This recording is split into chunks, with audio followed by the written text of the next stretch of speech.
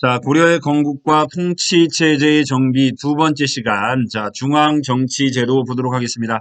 이 고려의 중앙정치제도는 기본적으로 이성육부를 근간으로 하고 있습니다. 그런데 이 이성육부는 당나라의 삼성육부를 수용을 해서 고려의 실정에 맞게 고쳤다라고 이야기를 하는데 당나라의 삼성은 뭐예요? 중서성, 문화성, 상서성 그랬죠. 이거 어디서 많이 들어봤는데? 어디서 들어봤죠? 그래요. 우리 발해의 중앙관제를 하면서 배웠었습니다. 자, 발해의 중앙관제 당나라의 제도를 모방해서 삼성 육부였다.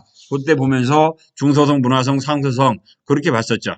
중서성은 뭐 하는 곳이냐면 중서성은 정책을 계획하고 결정하는 곳입니다. 이 계획은 중서성, 문화성은 심의하는 곳이었어요. 근데 이게 하나로 합쳐갖고 중서문화성이 된 거죠. 그리고 요 중서문화성의 관리는 크게 9개 등급의 관리가 있어요. 9개 등급의 관리가 있는데 이 중에 최고 높은 2개, 최고 높은 사람을 뭐라고 불렀냐면 문화시중이라고 불렀어요. 장관입니다. 문화시중. 요즘으로 따지면 국무총리급이에요. 그 다음에 아까 9개 등급으로 나눠져 있다고 그랬죠. 이 가운데 2품 이상이면 높은 사람인데 2품 이상을 뭐라고 불렀냐면 재신이라고 불렀고요. 그 다음에 3품 이하, 3품 이하의 하위 관리들을 뭐라고 불렀냐면 낭사라고 불렀어요. 중서문화성의 재신과 낭사 꼭 기억하고 계셔야 됩니다. 다른 곳에서 또 써먹으니까 꼭 기억하고 계시도록 하고요. 그 다음에 중서문화성 아래에는 육부가 있죠. 그래서 고려는 상서성 밑에는 육부가 있고 이 육부는 이호, 예명, 형, 공입니다. 전통시대의 동양은 행정 업무를 몇 개로 나눠서 처리를 했다? 6개로 나눠서 처리를 했습니다. 그래서 이부는 관리의 임면, 그 다음에 병부는 국방, 호부는 재정, 형부는 법률, 예부는 하는 일이 많았다고 그랬죠? 교육, 의례, 외교, 그 다음에 공부는 건설입니다. 어디서 다 들어봤죠? 아까 이것도 역시 어디서 이야기했었어요? 발해의 삼성육부, 충일의 지혜신을 통해서 우리가 한번 봤던 내용이죠. 자, 그 다음에 기타 중앙정치조직. 기본 행정은 요 이성육부로 이루어졌고요. 그 다음에 기타 중앙정치조직으로는 중추원이 있었어요. 중추원은 왕명을 출납하고 군사 기밀을 담당하던 부서입니다. 왕명을 출납. 왕이 명령을 내리면 중추원을 통해서 나가고 왕에게 상소를 올리죠. 이것도 역시 어디를 통해서 들어옵니까? 중추원을 통해서 들어오는데요. 얘는 신라로 따지면 뭐하고 역할이 똑같냐면 신라는 집사부 있죠. 집사부. 집사부하고 역할이 비슷해요. 아무튼 중추원 왕묘를 출납하고 군사 기밀을 담당하던 부서 중추원이 있었고요. 그 다음에 풍속을 교정하고 관료를 감찰했다. 이게 제가 가장 싫어하는 부서겠네요. 어딜까요? 어사대예요. 그런데 어사대를 보기 앞서 중추원도 요게 또 있네요. 중추원도 아까 중서문화성처럼 중서문화성은 2품 이상이 뭐라고 그랬어요? 재신이라고 그랬죠? 얘들은 2품 이상을 뭐라고 부릅니까? 중추원은 추밀이라고 불렸어요. 추밀 혹은 추신 그렇게 불렀고요. 3품 이하는 뭐였냐면 승선이라고 불렀어요. 3품 이하는 아까 중서문화성은 3품 이하를 뭐라고 불렀죠? 낭사라고 불렀었죠. 각각 구분해서 꼭 알고 계셔야 됩니다. 자, 아까 재신과 낭사, 추밀과 승선. 일단은 추신이라고 써 있는데요. 추신, 추밀이라고 할게요. 이왕이면 그렇게 해서 요 업무를 담당하던 부서 중추원이 있었고요. 아까 제가 싫어하는 부서 어사대가 있었는데 이 어사대는 신라권으로 따지면 사정부하고 똑같죠. 사정부하고 그 다음에 중앙과 지방의 화폐라든가 곡식 회계를 맡는 부서는 뭐가 있었어요? 3사 그렇게 되죠. 중추원, 어사대, 3사. 중추원, 어사대, 3사. 이게 상설기관들입니다. 이게 상설기관들이고요. 그 다음에 왼쪽에 보니까 보병마사와 식목도감이 있는데 얘들이 또 중요한 부서죠. 회의기구입니다. 회의기구. 중서문화성의 누굽니까? 아까 높은 사람 2품 이상 재진이라고 그랬죠? 그 다음에 추밀원의 2품 이상. 아까는 추신이라고 했는데 저는 추밀로 하자고 그랬어요. 자, 2품 이상 누구예요? 중추원이죠. 그러니까 중서문화성의 2품 이상 재신, 중추원의 2품 이상 추밀. 그러니까 가장 높은 사람들이 모였네요. 그죠? 높은 사람들이 모여서 국가의 중요사를 결정했던 그런 기구가 뭐가 있었냐면 도병마사가 있었어요. 이 도병마사는 국방과 안보 문제를 논의했고요. 그 다음에 식목도감은 각종 법률 제정을 논의를 했어요. 법률 제정을 논의했습니다. 아까 최고 중요한 부서 중서문화성과 중추원인데 이 두 부서의 가장 높은 사람들이 모여서 국방을 논의했다. 도병마사, 법률의 개폐를 이야기했다. 그러면 식목도감입니다. 요 도병마사와 식목도감은 고려의 독특한 제도예요. 다른 나라에는 없어요. 다른 나라는 없다. 그래서 고려만 도병마사와 식목도감이 있었다는 이야기는 그만큼 귀족의 정치적 역할이 컸다라는 것도 이야기를 하지만 한편으로는 국가에 중요한 일이 있으면 왕이 혼자 결정하는 게 아니라 어떻게 결정했다. 합의를 통해서 결정했다라는 걸 보여주는 것이기도 하고요. 자, 그 다음에 대간이라는 게 나와요. 요 대간이라는 건 신라 때는 없었던 거예요. 신라 때는 없었던 것으로서 자, 중서문화성의 낭사. 아까 상품 이하의 하위 관리라고 그랬죠? 그 다음에 제가 가장 싫어하는 부서가 어디라고 그랬어요? 제가 가장 싫어하는 부서. 그렇죠. 어사대의 관리들이 모여서 국왕에게 간언을 하고 관료를 탄핵했던 기관이에요. 자, 국왕을 간언한다는 이야기는 왕이 뭐라고 하면 폐하 죽어도 아니되옵니다. 차라리 신을 죽여 주시옵소서 하는 게 간언이죠. 간언입니다. 그러니까 이 대간이라는 곳이 하는 역할은 결국은 뭐 하는 거예요? 왕권을 견제하는 역할이죠. 신라 때까지는 없었던 거예요. 신라 때까지는 없었지만 왕권을 견제하는 기관 뭐가 있었다? 대간이 있었고 요 대간에는 중서문화성의 낭사와 어사대의 간언이 참가했다. 굉장히 중요한 내용이니까 꼭 알아두세요. 대간까지도요. 대간까지도. 자, 그 다음에 전식과라는 걸 이야기를 합니다. 이 전식과는 고려시대 국가가 관리들에게 월급으로 주었던 땅이에요. 국가가. 요즘 뭐 관리들에게 월급으로 요즘은 당연히 돈도 아니에요. 요즘 그냥 계좌이체예요. 뭐 월급날이라고 돈도 못 만져보는데 그 당시 고려시대 때는 관리들에게 월급을 돈으로 주는 게 아니라 뭘로 줬느냐? 땅을 줬다라고 이야기하지만 정확하게 따지면 땅을 준 게 아니라 땅에서 세금을 거둘 수 있는 권리를 준 거죠. 땅에서 세금을 거둘 수 있는 권리를 주었다. 우리가 이걸 보고 뭐라고 그러냐면 수조권이라고 이야기를 하는데 수조권을 두 가지로 나눠서 줬다. 전지와 전지. 그러니까 땅이죠. 땅, 농경지입니다. 여기에서는 이제 당연히 뭘 세금으로 거뒀을까요? 쌀을 세금으로 가져갔겠죠? 그 다음에 시지를 줬어요. 이 시자는 뗄나무 시자입니다. 뗄나무 십자. 그러니까 이멸을 준 거죠. 이멸을 줬어요. 그리고 요 토지 이외에 뭐 또 줬다? 녹봉도 줬다. 아무튼 고려시대의 그 토지제도 하면 우리가 뭐라고 이야기하냐면 관리들에게 월급을 주는 제도 전식과 그렇게 이야기를 합니다. 자, 이게 왜 나왔대요? 왕권을 견제하는 거. 세 가지. 간쟁, 봉박, 서경 그랬는데 얘는 한번 여러분들이 한번 조사를 해오도록 한번 해보세요. 해보세요. 간쟁, 봉박, 서경. 그래서 수업 시간에 한번 제가 여러분들께 물어볼 수 있도록 하겠습니다. 왕권을 견제하는 역할. 자, 요 최승로의 시무 28조. 자, 아까 이야기했던 내용인데 요거 안 썼네요. 얘는 뭐예요? 유교와 불교의 조화를 이야기합니다. 나중에 여러분께 제가 PPT를 드리면 얘는 유교와 불교의 조화로 내용이 바뀌어 있을 거예요. 이건 수업 시간에 나중에 할 수 있도록 하고 지방의 행정제도 보도록 하겠습니다. 자, 고려시대의 지방의 행정제도는 크게 5도 양계로 이야기를 합니다. 여기 보니까 서해도, 교주도, 양광도, 전라도, 경상도 5도하고 북계, 동계, 양계 두 개죠? 5도 양계입니다. 이 5도는 일반 행정구역입니다. 여기에는 누구를 파견했냐면 요즘으로 따지면 도지사, 안찰사를 파견을 했고요. 그 다음에 도아래 주부, 군현, 수령을 파견했었습니다. 수령, 지방관을 파견했죠. 그리고 요 지방에는 호족들은요. 중앙에서 관리를 파견하니까 이제 호족들은 할 일이 없죠.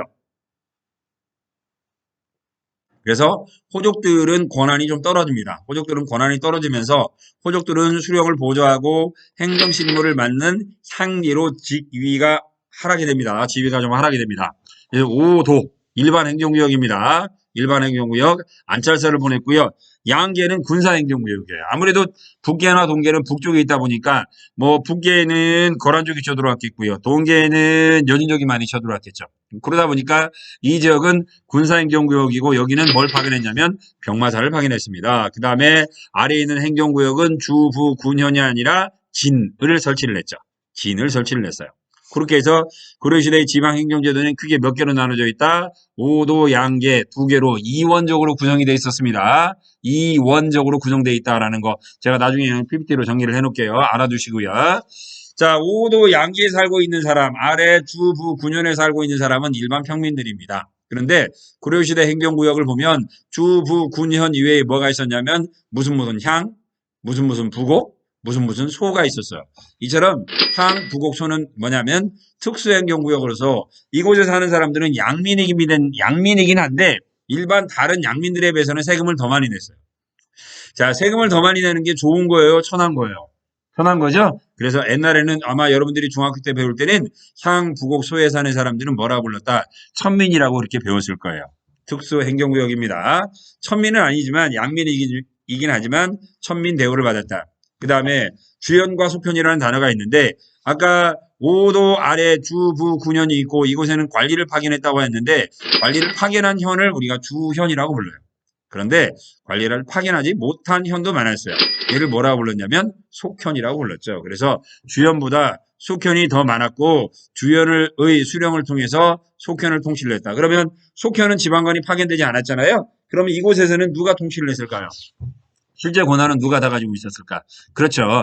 향리들이 가지고 있었죠. 그래서 향리들은 옛날 호족 시절에 비해서는 향리들의 권한이 좀 하락됐다고 했지만 향리들, 즉 호족들의 힘이 센 곳에는 관리가 파견되지 못해요. 그래서 이곳에는 향리들이 직접 통치를 했죠. 그러니까 고려 시대에는 그 호족, 즉 향리들의 힘이 그 이전보다는 신라 말이나 고려 초보다는 약해졌다고는 하지만 전반적으로는 향리들의 힘이 강했던 시대라고 이야기를 합니다. 자, 고려의 군사조직부입니다. 고려의 군사조직은 중앙군과 지방군으로 역시 이원적으로 구성되어 있었어요. 아까 고려 시대의 일반 행정구역 5도 양계 이원적으로 구성되어 있었다고 그랬죠? 그런데 군사조직도 중앙군과 지방군으로 이원화되어 있어요. 왜 이원화되어 있다고 이야기를 했냐면 고려시대 중앙군 일단은 2군 왕이 칭의부대입니다.